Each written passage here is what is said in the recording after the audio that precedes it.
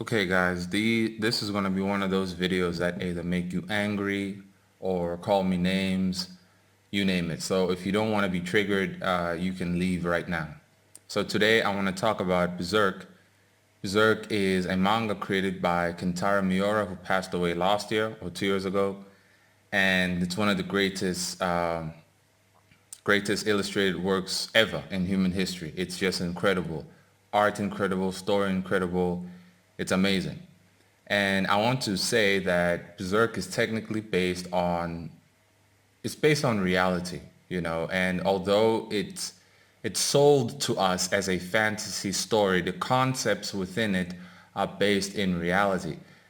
I want you all to think about the fact that can a human being actually create something original? Is it actually possible for you to create something original?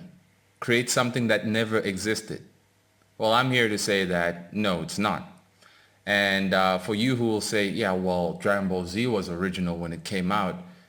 Yeah, the brand Dragon Ball Z was original, but the concepts of Dragon Ball Z was not original because Goku was based on the Monkey King, the Monkey God, the Indian version of him. I forgot his name, Hanu whatever, right? And then you get the Chinese version, which they just call him the Monkey King, right? I think he does have a name as well. I just forgot his name. But ultimately, Goku and the concept of Dragon Ball Z were based on ancient demigods that really did exist. Now, for you who are going to say, nah, dude, now you're crazy. Well, look, this is a storytelling channel, right? So you're going to have to be able to entertain these ideas. I believe it was real because you all know what I believe. Now, based on Bible, it says fallen angels came, right? And they slept with the women. And then demigods were born, right? In the Greek mythology, they don't describe things as the Bible describes it, but ultimately there were demigods. You have Hercules, you have Perseus, you have all these demigods running around back then, okay? And so when people create new stories today, they base some of their characters on the lives and sensationalized adventures of all those demigods of old. Now, the Bible says that God flooded the earth because the human DNA was corrupted, that he did not intend for people to have superpowers like that because the demigods started devouring people and giants were born, right? You have to be able to entertain these ideas if you want to enhance your storytelling. This is not just about storytelling. I'm also saying that it is actually true. If you don't want to believe it, that's fine. Just focus on the storytelling aspect of it. So, Berserk understands this. Berserk to us is sold as a fantasy. Yes, the characters are made up, but the concepts and spiritual realm and spiritual whatevers in the story of Berserk is based on what's true. It's based on what's real. There are a lot of magic elements and symbols and sigils that are actually based on real grimoires, books ancient witches used to write and left behind. I mean, all these things are available online. You can go check it out. But Hollywood has sold us these grimoires, these magic things as nothing but fairy tales. But when the top people at the very top, they actually practice these things, right? You always hear about, you heard Kanye West talk about a long time ago that he sold his soul to the devil. Uh, Katy Perry saying the same thing. Multiple celebrities saying the same thing. Y'all can say, oh, they're just saying that to get more attention. But I don't think so anymore, especially right now, because every celebrity's got satanic imagery everywhere, right? You have Little Nas X, who was like grinding on the devil, you name it. So there is a realm that we were convinced that it's not real. But the celebrities and the music video people are always showing us this imagery to make us just accept it as, oh, it's just another piece of media, so on and so on. It does no harm. Well, it does do harm in the fact that in the end, people don't take it seriously. They don't think it has power, but it actually does. Now, the core of this video today is that Berserk focuses on the idea of sacrifice. And that's what I really want to talk about today. That in ancient religions, even today, what used to happen, what happens, people need to make a sacrifice to the devil or some demon in order to get something, right? And Berserk uses that concept right there to the utmost highest level. So Berserk is basically about this character Guts, who is on a path to revenge to kill Griffith, this guy who was his friend. But Griffith decided to sacrifice his entire Band of the Hawks, his entire mercenary group to a bunch of demons in order to become emperor, really, emperor of the world, to get superpowers, basically. And this story shows us that in reality, if a person wants real power, if you want real power to dictate anything to human beings, many sacrifices have to be made. And as you've heard in Hollywood, they sacrificed their soul, right? They sold their souls to the devil to have great influence upon human beings. Kanye West has great influence. Katy Perry, Cardi B, all these celebrities have great influence on people. So in Berserk, it takes that idea, but it puts it in a medieval timeline. And so Griffith sacrificing all of his friends and getting eaten, only a few survive, which is Guts and Casca here.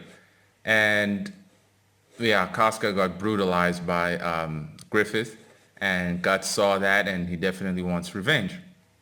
But ultimately, the idea of sacrifice in this thing is that in order to obtain anything, one must sacrifice. Attack on Titan speaks of the same idea as well. Now, in this particular chapter, I want to show you guys this guy, Ganishka. He was a paranoid emperor in the Kushan Empire. I think it was based in India. But point is, he was a paranoid king because when he was young, his mother did not like him, tried to poison him so she could put his little brother as the next king. In the end, he killed the little brother and he became king. But the paranoia never stopped. So out of fear, he chose to sacrifice his soul for power so that nobody may betray him, that he'll always see things coming. Until Griffith came along, because Griffith not only sacrificed his soul, he sacrificed the souls of like hundreds of other people whom he cared about, So the difference between in power levels that Griffith is stronger than Ganishka because Ganishka only sacrificed his one soul to become as strong as he was. But Griffith sacrificed himself and people he cared about, which is why he has more power than Ganishka. And so I'm sharing all these things because this is one of those things like what do you call those guys? A new age guru some of them will talk about, but high level people will talk about. They will talk about that in this world, it is based on sacrifice. People used to sacrifice their children to Baal, to Moloch, right? Believing that it's going to rain or believing whatever, right? And did it always get results? No, not really. The witch doctor, the head chief witch doctor in the village would say sacrifice your children to Baal. But the people themselves wouldn't really get anything from that. It was the witch doctor, the head chief witch doctor, who got more power and control over the village because he convinced the naive, desperate, stupid people that if you want a better life, give me your children. And this is what's happening here where I live. It happens throughout all of Africa. But here in South Africa, there's something called snake magic, where children disappear, are always taken and fed to your neighbor's snake. And getting a snake, you have to go to a witch doctor. He has to perform his ritual, and the snake can literally vomit money for you, but you need to feed it blood every day at like 3 a.m. or 4 a.m. This is a real thing. I've seen it. I know a dude who, well, a girl who died from that snake, and yeah, it's a real thing. And I'm telling you all of this because one, you can put it in your story. Two, it creates a more convincing story. It makes people really think, gets people really involved in the story, but also for you to actually think about your own goals. Because in this world, it's clear to me now that your dreams don't just come true. They don't. Have you guys ever noticed in Dragon Ball Z, Hercule Satan? Yeah, Mr. Satan, the idiot who pretended to defeat Cell in the Cell games when it was Gohan. I've always wondered, why is his name Satan? Why is the number 666 always like in different areas in Dragon Ball? Could it be that Akira Toriyama sold his soul to the devil? I don't know. But if he did, I wouldn't be surprised, right? I really wouldn't be surprised. Now, let's quickly look at the art here. Absolutely amazing. Look at the scale of this. So Ganishka, who sacrificed his soul and merged his soul with other people whom he killed, was able to turn into the destruction god Shiva, right? And now he literally lost his mind and he can't see that he's killing his own people. But look at the scale once again. That's a lot of detail, guys. That is insane. So he sacrificed his soul and turned into this huge monster. But I've come to realize, when I used to go to many witch doctors long ago, seeking help and stuff, I could see that these people never had peace. You see, a witch doctor can barely sleep. You have all these superpowers, but you don't have peace. The only peace you ever get is bringing terror upon others, right? Taking advantage upon others. That's literally how demons are as well. You know, they have no rest. That's why they constantly torment people. So what we see in this chapter is that Ganishka lost his mind to obtain all this power. But then you will see a page in which his true self will wonder where he is, and he'll feel the loneliness of being what he is right now. So, wow, look at that, right? Very scary, very cool, artistically, but yeah, really cool. So here, this is it.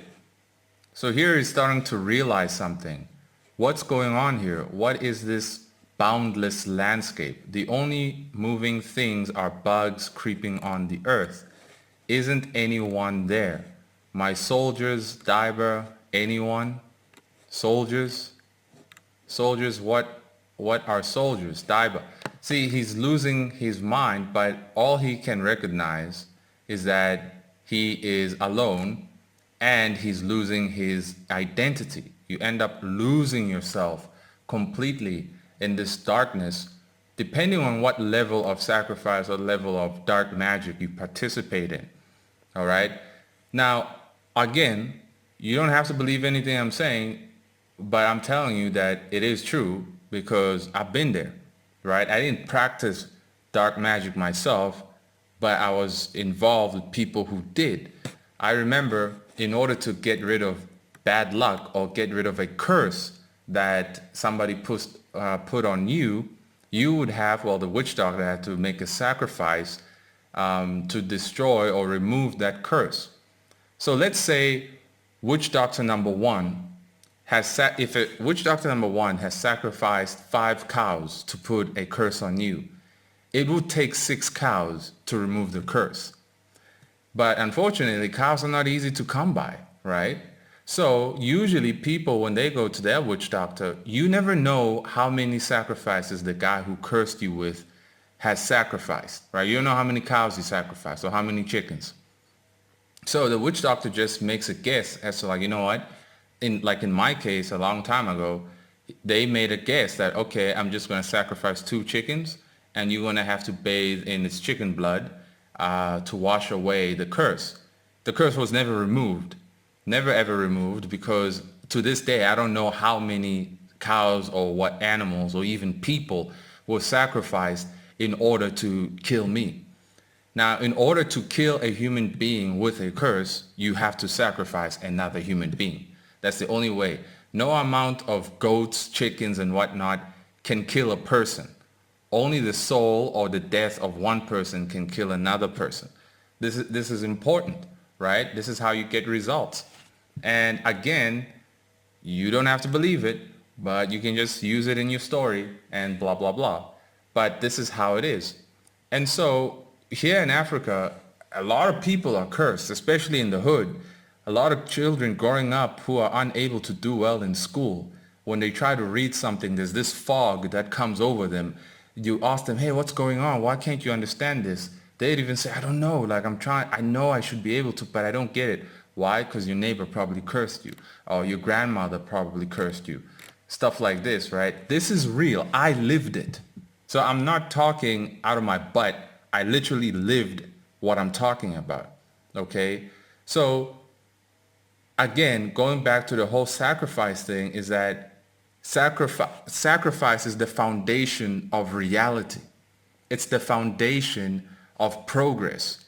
And I know it's true, not because of my experience, but because even God himself, the God of the Bible, sacrifices himself, right, his own body, in order to take his creation who repent with him to heaven. That's how you know that this is the foundation of reality. Without sacrifice, there can be no results. There are degrees of sacrifice, such as sacrificing pleasure to go study to get good results on your test. But if you want to be a politician, you want to be a superstar rap artist, being talented is not enough. You might be approached because you're talented, but for you to get the contract, you're going to have to make that sacrifice. Now, what about manga and comics and all these things? Do you have to make a sacrifice? Well, if you want quick results, yeah, go ahead, you can. I'm not saying you should sacrifice chickens and do black magic, but I'm saying that if you want quick results, this is why people practice magic anyways. It's why witches do what they do. They want an easier life. Here in Africa, people are lazy, right? They'd rather pray to the ancestors for quick results, right? This is why nobody wants to build anything. They just want stuff for free. This is why they want to always be a victim. This is why they'd rather blame the white man for everything instead of just getting to work. So, like, you have to think about these things, right? So in my manga, Bloody Hell, the idea of sacrifice is not that big. I was going to put it in miracles, but I'm just sharing this because it's interesting, number one, and it's true, number two, and you can put it in your story however you like. But again, sacrificing of anything is the foundation of all progress. Attack on Titan mentions it, where Armin was told by Annie that anyone who is unable to sacrifice anything cannot change anything. And now, I don't know if you guys know about CERN, right? Surely you've heard of CERN, but CERN is an organization, right, that is literally, look what it says. The European Organization of Nuclear Research, known as CERN, is an intergovernmental organization that operates the largest particle physics lab in the world. Established in 1954, it is based in, well, if you do more digging about it, what CERN is trying to do is literally open a portal to hell. They're literally trying to open a portal to dark matter. And you can ask yourself, dude, do you actually believe that? They say it on their website. You can go to their website, right? They have a statue of Shiva, the destroyer, outside their building. And Shiva is what Ganeshka turns into here, destroying things like this, you see? And now you have to put things together as to like, okay, so these mad scientists at CERN want to open a portal to hell. Don't they realize that demons want to come through and destroy everything? Well, maybe they don't care, guys. Maybe that's exactly what they want to do. But above all else, you know, Revelation does say that the portal to hell is going to be opened in the last days. So these mad scientists want to do it for whatever reason, okay? But ultimately, in order to open a portal that will unleash all sorts of demon action in the world, sacrifices must be made. Now, how many people need to die in order to open a portal to hell? Let's ask ourselves that. This isn't a story, this is reality right now, right? As I said earlier, all stories are based in reality. A human being can't make anything up. You take what you've seen, you take what you've heard, and then you mold it into something. But you can't just create nothing. Create something out of nothing. That's impossible. So all these stories, all these things that we grew up watching, it's based on reality. It's based on events that actually happened. But Hollywood told you it was just a fairy tale. Now again, how many people need to die to open a portal to hell? Well, a lot. I don't know the exact number, but a lot. So how many people, that means people had to be sacrificed, right? So in the past 3 years, how many people do you think have been sacrificed through the so-called needle? I told you guys that my aunt, passed on because of the needle. You can search yourself. Guys, it's all out there. Above all else, the best type of sacrifice ever is a sacrifice in which a person agrees to go to participate in. In other words, if you tell somebody, hey, if you drink this, it could kill you. It most likely will kill you. But if it doesn't, you're going to be disabled for life. But if you do take it anyways, you'll be safe from a particular sickness. Only a moron would be like, yeah, I'll risk my life in order to save my life from a sickness.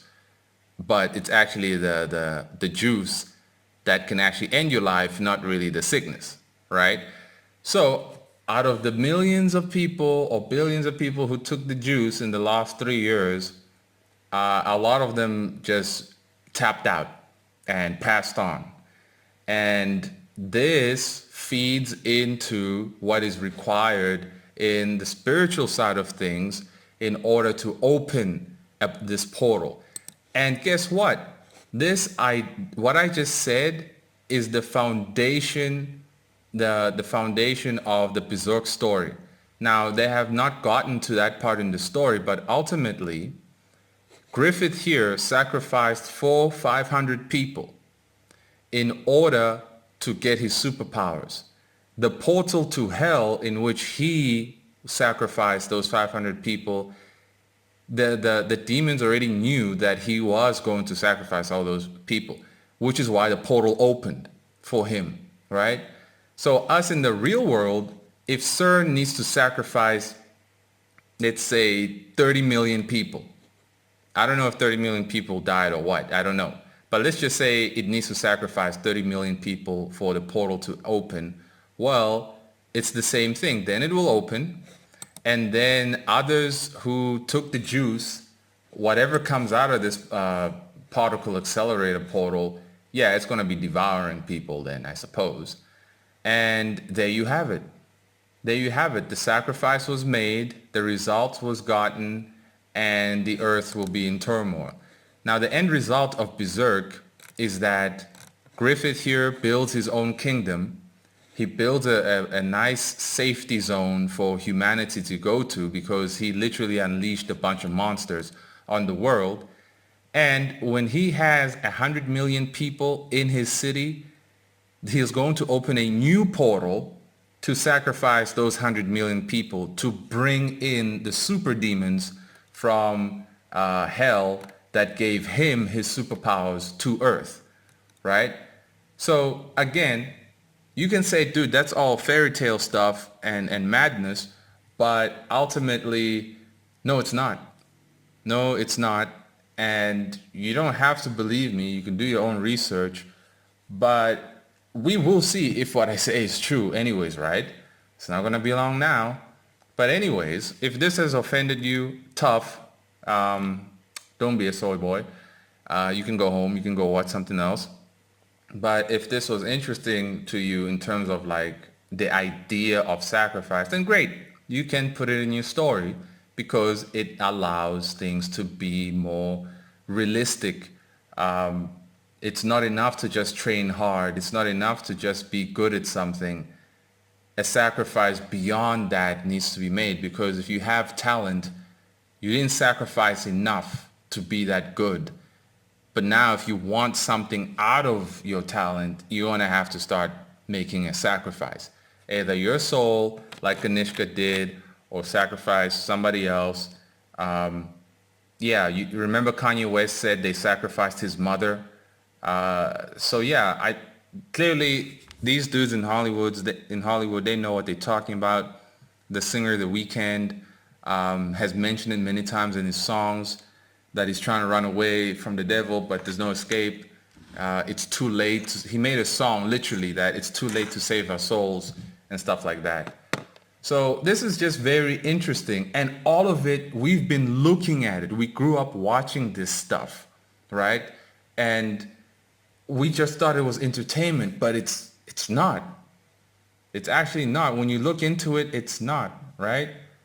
So anyways, you can just put that in your story, I guess. And you can maybe make a story about the stuff I just said, telling people that, hey, this is actually how it goes. You know, there are levels of this sacrifice, but the top dogs, Elon Musk and Mark Zuckerberg, yeah, they made sacrifices a long time ago. Who knows what they did, right? But ultimately, that's my opinion, I guess. But y'all can tell me what you think. Long video, but I think this is what makes Berserk such a great story because it's realistic.